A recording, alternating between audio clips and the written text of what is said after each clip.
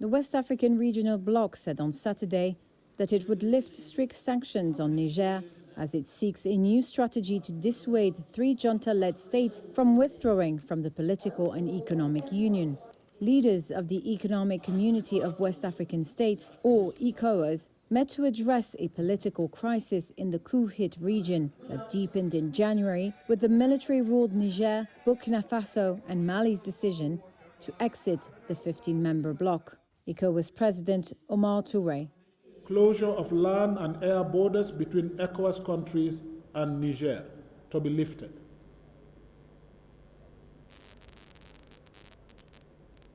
No-fly zone of all commercial flights to and from Niger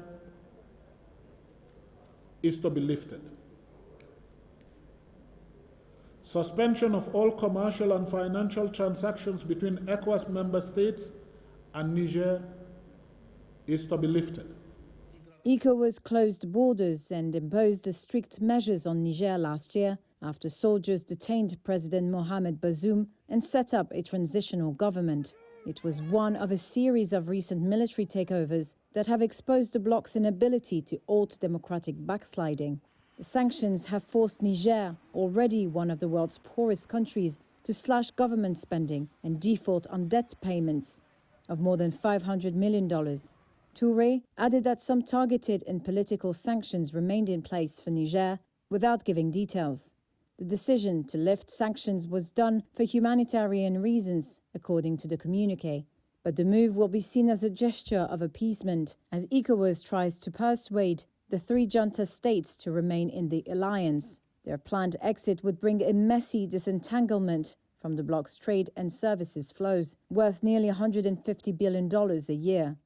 ECOWAS said it had lifted certain sanctions on junta-led Guinea, which has not said it wants to leave the bloc, but has not committed to a timeline to return to democratic rule. ECOWAS also imposed sanctions on Mali, although they were lifted in 2022. The 3 countries have called ECOWAS' sanctions strategy illegal and grounds for their decision to leave the bloc immediately without abiding by usual withdrawal terms. The 3 have started cooperating under a pact known as the Alliance of Sahel States and sought to form a confederation.